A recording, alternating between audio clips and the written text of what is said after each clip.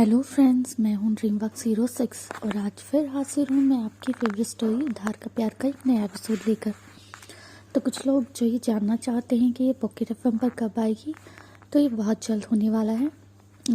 Unexpected true love में भी 400 episodes पर ख़त्म हो जाएगी, उसके बाद मैं इसको शुरू करूँगी। तो मे बी जनवरी के एंड में या फिर फेब की स्टार्टिंग में। ओके, तो पिछले एपिसोड में हमने जाना कि संयोगिता को करवा चौथ का व्रत खोलते वक्त उल्टी आने लगती है, जिससे संयोग काफ़ी परेशान हो जाता है। संयोग उसके लिए डॉक्टर को बुलाता है। संयोग के मन में एक अजीब सा डर था कि अगर कहीं संयोगिता प्रेग्नेंट हुई तो क्या होगा, और उसका शक सही भी हो जाता है। संयोगिता सच में प्रेग्नेंट होती है। पहले तो संयोग और संयोगिता हैरान रह जाते हैं, पर जब संयोगिता ज़ारा भाभी और उसकी सास का रिएक्शन देखती है तो वो खुश हो जाती है। उसे लगता है कि ये अच्छी बात है, शायद इसकी वजह से उसके ससुराल वालों के साथ उसके रिश्ते सुधर सकते हैं। अब आगे संयोग की माँ ने कहा, संयोग तू बकवास बंद कर बेटा, हमेशा से तू हम सब चाहते थे कि अनुप्रिया से शादी करे। दादा दादी की वजह से और उस लड़की की मौत की वजह से हमें इस लड़की से शादी करनी पड़ी। अब जो जैसा है वैसा चलने दे। और ये बहुत अच्छी बात है कि फाइनली अब के प्रेग्नेंट हो गई है, तो अब ऐसे वैसे ख्याल मत लाना, ठीक है? इसका ख्याल रख, इसे खुश रख। तूने अपना पश्चाताप पूरा कर लिया है और बेटर होगा कि तू धीरे धीरे से चीज़ें समझाना शुरू कर दे, ताकि इससे एकदम से झटका ना लगे।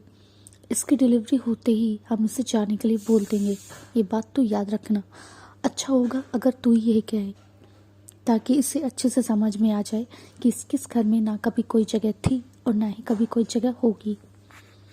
संयोग अपनी माँ की बातें सुनकर बहुत ज़्यादा परेशान हो गया। सारा और उसकी सास खुशी मनाते वहाँ से निकल गई।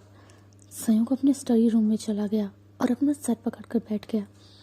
उससे बहुत बड़ी गलती हो गई थी, पर वो खुद भी हैरान था अपने आप पर कि वो हमेशा से तो ऐसा चाहता था। वो चाहता था कि उस संयोगिता से दूर हो जाए, तो अब जब वो समय पास आ रहा है तो वो उसे क्या हो रहा है, उस संयोगिता से क्यों दूर नहीं होना चाहता। वो ये बात बिल्कुल भी एडमिट नहीं करना चाहता कि वो संयोगिता से प्यार करता है, क्योंकि उसने शायद कभी किसी से प्यार किया ही नहीं था। उसे लगा कि जो फीलिंग्स अनुप्रिया के लिए उसके मन में है शायद वही प्यार होता होगा। उससे प्यार को वो संयोगिता से कंपेयर कर रहा था, जो कि अनुप्रिया जैसा बिल्कुल नहीं था। अनुप्रिया के लिए वो बहुत अलग था और संयोगिता के लिए उसके दिल में अलग सी फीलिंग थी।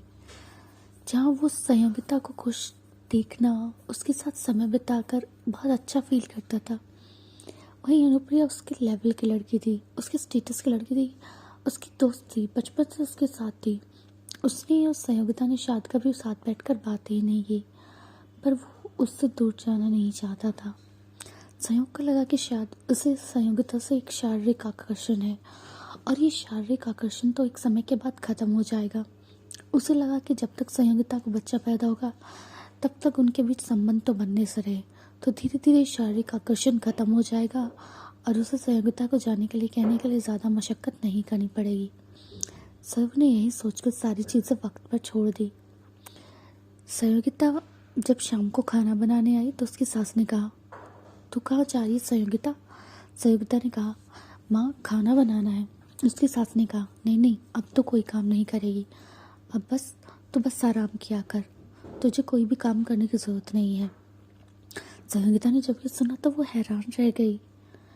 उसकी सास उसकी चिंता कर रही है, पर वो ये बात नहीं जानती थी कि उसकी सास को इस बात से डर था कि यही अगर कहीं संयोगिता का मिसकैरेज हो गया तो उन्हें फिर से उसके प्रेग्नेंट होने का वेट करना पड़ेगा।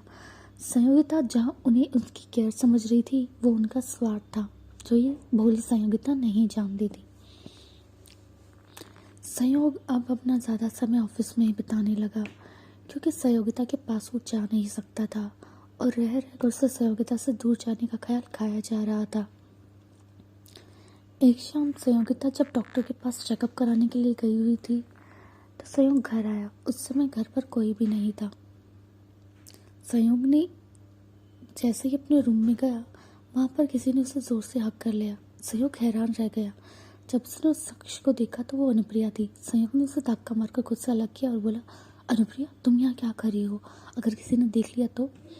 अनुप्रिया ने कहा, डोंट वरी, मुझे यहाँ पर तुम्हारी माँ ने ही बुलाया है, यहाँ पर कोई नहीं है। सहयोग ने कहा, हाँ वो ठीक है, पर तुम इस समय यहाँ पर क्या कर रही हो?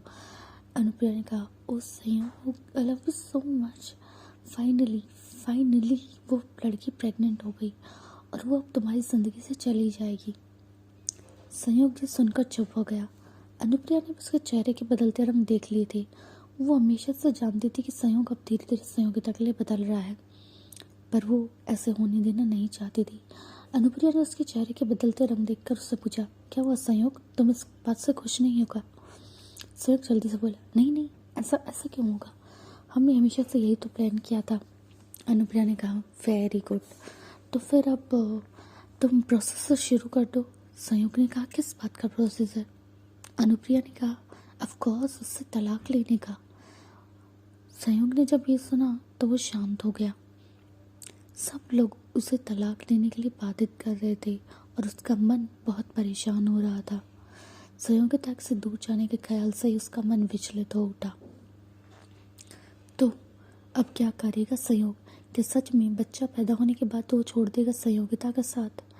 क्या सच में अब एक हो जाएंगे संयोग और अनुप्रिया और ख़त्म हो जाएगा संयोग और संयोगिता का रिश्ता? हमेशा से इनका साथ लिखा हुआ था एक दूसरे के साथ, तो क्या किस्मत की लिखी हुई ये कहानी अब रह जाएगी अधूरी? क्या सच में संयोगिता को कुछ समय के लिए मिला था ये उधार का प्यार और अब उसकी ज़िंदगी हो जाएगी पहले जैसी वीरान और सुनसान? क्या होने वाला है इनकी ज़िंदगी में, जानने के लिए सुनते रहे उधार का प्यार, सिर्फ और सिर्फ मेरे चैनल होप पर। Thanks for your love and support.